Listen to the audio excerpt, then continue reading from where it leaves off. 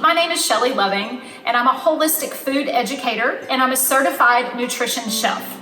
I basically help people get back in their kitchens so that they know what ingredients to use, what not to use, foods that can make us sick over time, foods that actually can help us feel better. I believe that our health starts in the kitchen. I don't believe it starts in the doctor's office. I believe what we eat directly affects the way that we feel every day, and it long-term affects our possibility for disease and illness. My husband had a massive heart attack right in front of me at the age of 41. We got a second chance at life together, and we weren't going to take that for granted, and to this day, we don't.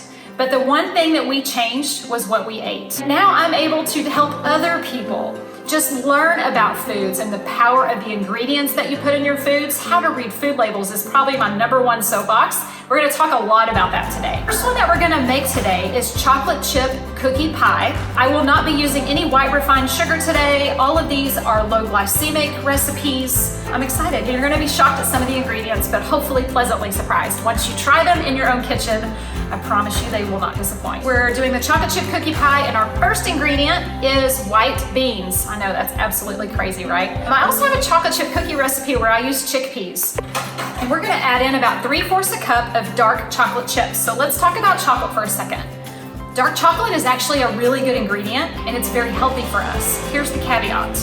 Dark chocolate needs to be at least 65% cacao, and it'll say it on the package. So if you go to the store and you're buying dark chocolate chips and you just grab a bag of Hershey's, probably not the healthiest dark chocolate you can buy. As long as they put dark chocolate in that bag, they can call it dark chocolate. That's the joy of marketing in our food system today.